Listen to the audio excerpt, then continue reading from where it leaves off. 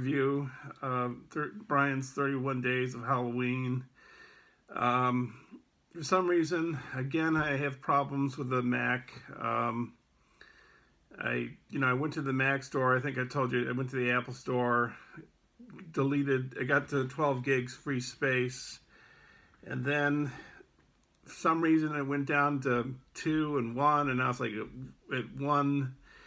And I talked to somebody on the phone at Apple, and I took all this stuff off my hard drive, like all my files, and I downloaded them or uploaded them into my external hard drive, and still it says I don't have any space on my Mac, so I have to go into the Apple store at some point soon and get that figured out. So anyways, here's the second to last review of this will be day 30 of Brian's 31 Days of Halloween. So this particular day I watched Kill List, directed by Ben Wheatley. I was trying to anticipate that this would be a good film to watch as I was going in, and I guess the ending sort of rectified the rest of the movie in a certain sense. It's about this. The main character is a guy named Jay. It's a British film, and it's he's been a soldier that fought in Kiev, I guess, according to the blurb that was written on Mubi about it. Because I watched this on Mubi, and it expires tonight at 3 a.m. Eastern time. So he has a friend, and they're hired to kill a few people.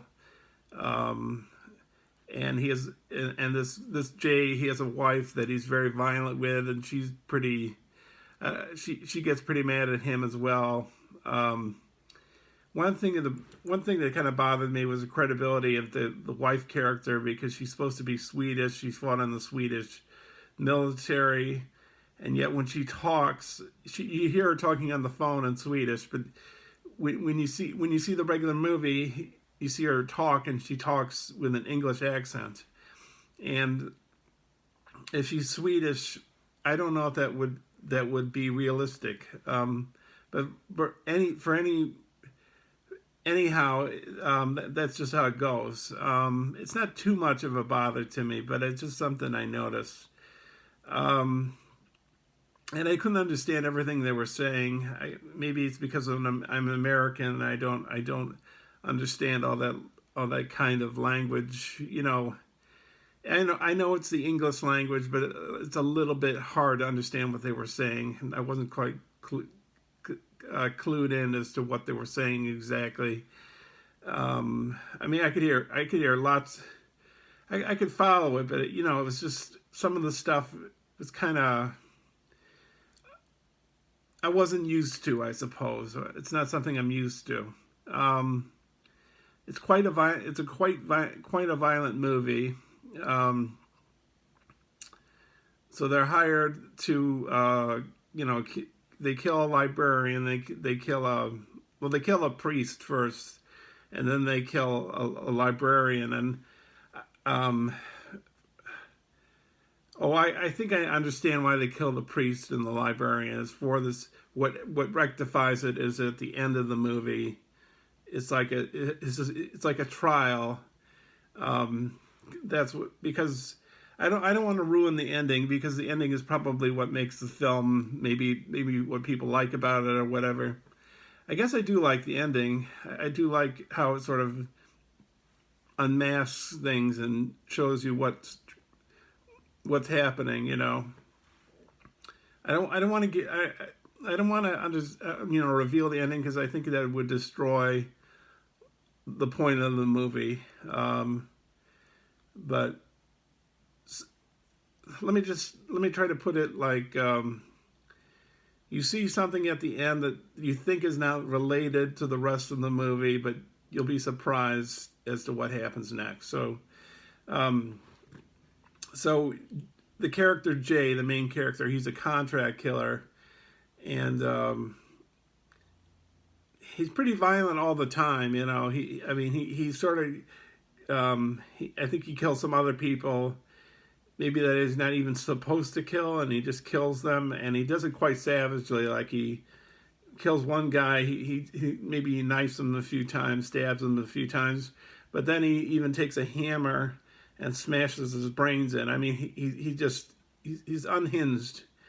Um, yeah, so I don't know how much more I can say about this movie. Um, I think I was expecting it to be a little bit better than it was, but the ending sort of rectifies it. So I'm gonna say out of 5 stars, I give it. Um, I'll give it. I'll give it 3.5 out of 5. It's not. Maybe it's good, but it's not great because the starting and the middle's kind of. It's not terrible, but I didn't think that was great. But the ending I like. The ending I like a lot. So maybe that's where people can justify um, why this film is considered a good movie. I mean, I guess a person that I know said that that I should, don't miss this movie before it leaves movie. So I don't know. Ben Wheatley, the director of this movie, he did another movie called A Field in England. I haven't seen it in a while. I saw it at Jonathan Demme's Rarely Seen Cinema when Jonathan Demme was alive. And I guess I liked that movie. And it was kind of surreal, sort of like this one was surreal. It was kind of an interesting movie, kind of unconventional movie, I guess you could put it. Very poetic, I guess you could say. Sometimes films defy their logical conventions, and perhaps Kill List is one of those films. So I'm going to leave it at that. I know this is a pretty short review. I'm only on 7 minutes, so a little over 7 minutes. So anyways, there's one more review to come. It might be done on my iPhone again because I might not have this hard drive problem solved by that time period. And that will be probably Halloween 5. I could do The Howling. I've seen The Howling before, though. And Halloween 5 I haven't seen. And Halloween 5 is on Shudder. So I might finish with that. Halloween 4 I saw at Jacob Burns Film Center with the We Hate Movies podcast crew. The guy that hosted the Jacob Burns Film Center Halloween Marathon. Every year, the second movie they do like what's similar to a Riff Tracks commentary. Like if you go to the multiplex, there's these events called Riff Tracks, and they have these 3 guys that do commentary on a bad movie while the film is showing. So that's a similar concept. They've been doing the last 5 years now.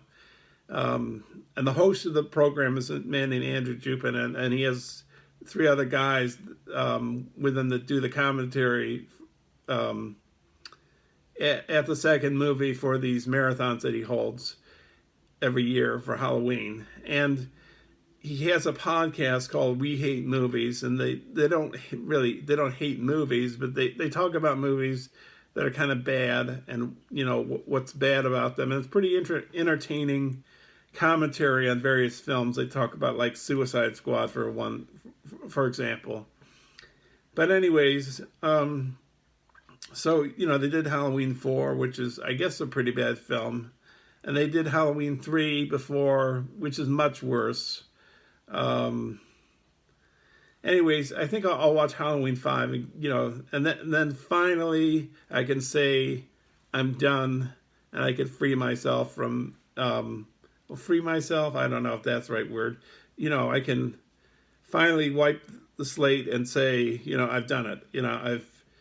I've watched 31 films of horror movies, and even though I didn't finish during October, I can say at least that I did it. And obviously it's getting close to the end of November now, but At least I plugged away and did it, here and there.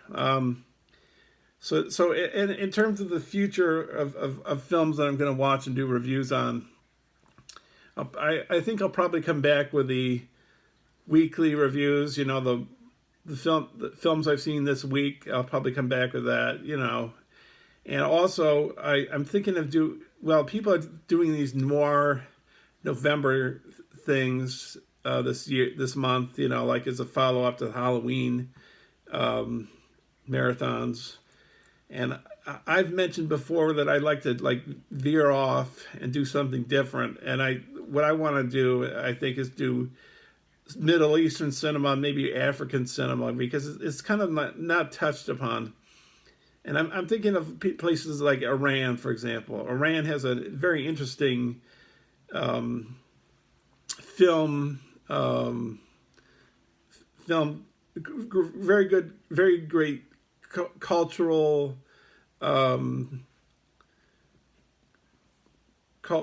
cultural history of cinema, and they've done a lot of great films. Now, I don't really own any Iranian movies. I only own one, which is Baran, which is a videotape, and it's about this young girl who her family needs money to get by, and she disguises herself as a boy and works on a construction crew, and this is forbidden in Iranian society. Women are supposed to be subservient to men and, like do cooking and, be obedient servants to their men. But this flaunts convention, and they've done a lot of great movies. They've done The Circle, they've done A Separation. There was one I saw at the Burns this year. All the horror films I saw, this Iranian film was fantastic, which I can't remember the name of. You might be able to find the title for that film if you Google Jacob Burns Film Center 2018, and you could find the Iranian film that was shown, because I can't remember the title. But, like Fandor has this film, I don't know, maybe it's an epic, I don't know, or maybe it's just 2 hours, and I can't remember the title of it, but it's supposed to be this fantastic fantasy or science fiction movie, and I'm looking forward to taking a look at it.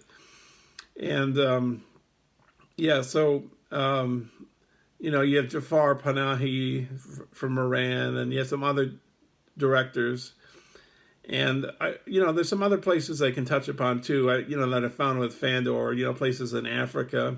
And I think South Africa's in there. I have one African film that I own, that I know of. Maybe I own more than one. I think I only own one African movie, which I have watched, but I haven't watched for a while, which is Tuki Buki. And that's from Senegal, I believe. So I just want to give my channel a different taste, and I think that might supply, something interesting to watch. So anyways, I might Iran is, I don't know about Muslim countries in regards to how they think of cinema. Like Saudi Arabia, I don't know the case right now, but it used to be against the law to watch movies, but it was all right if you wanted to watch TV. And then this movie was made called Wajda, Wadjda, about this girl who wants this bicycle and she needs money to buy it, so she participates in a Quran competition to get the money to buy the bike, and her teacher's thinking she'll get the money for Hamas or what's that other, or this a Muslim group, Hamas and whatever, Hamas. And my mind's blanking. I can think of it in my head, but I just can't get it out of my mouth. I'm blanking. Well, anyways, and the woman and the person that directed Wajda was a woman, And you know, in Saudi Arabia, a woman has to cover her whole body, her arms, her face. The only thing you can see of her is her eyes. She had to direct from a monitor in a van, for example. I think it was a van, you know. But she couldn't be out on the street directing the girls. So it's a really good movie. I don't know why it wasn't at least nominated for Best Foreign Film. And yeah, so I'd like to touch upon some movies, some cinema that, you know, is sort of off the beaten path. And I think African films and Middle Eastern films, maybe especially, maybe Iranian movies, is the place to go, you know. So, you know, I mean, there's two really good Iranian films I can think of right off the top of my head. Well, three actually. Baran, Separation, which won the Oscar one year for Best Foreign Film. I think it was the first Iranian film that won the Oscar. And incidentally, the filmmaker was allowed to go, but I think he had to go under the conditions that he come back to Iran and wouldn't be in, what do you call that, asylum in U.S. And I think the Iranian government took the compliments for the film, even though it was a very anti-Iranian type film. And then there's The Circle, excellent movie about the way women are treated in Iran. Excellent movie. So, anyways, I guess that does it. And anyways, check out my blog, poolsofvisionsblogspot.com. That's pools, POOLSOFVISIONS.blogspot.com. And then check out my GarageBand videos on YouTube. I'm working on a GarageBand song right now, but I haven't got it finished. And yeah, so I'm working on it. And I think one of the reasons why it's a little bit stalled is because of the hard drive problem. I've been storing my GarageBand stuff on my external hard drive until I can figure this problem out. It's quite a head scratcher or whatever. Anyways, I appreciate you everybody watching. Leave comments below, and I'll see you hopefully in the not too distant future with at least my last, well not least, with my last Halloween marathon video, and of course continuing videos with GarageBand, with other movies, with Weeks in Review, and you know, and this Iranian, Middle Eastern, African, maybe even Southeast Asian for all I know. More stuff of that, you know. So maybe I'll even do a series on Japanese cinema. Anyways, enough chatter. Thanks for watching, and I'll see you soon. Bye.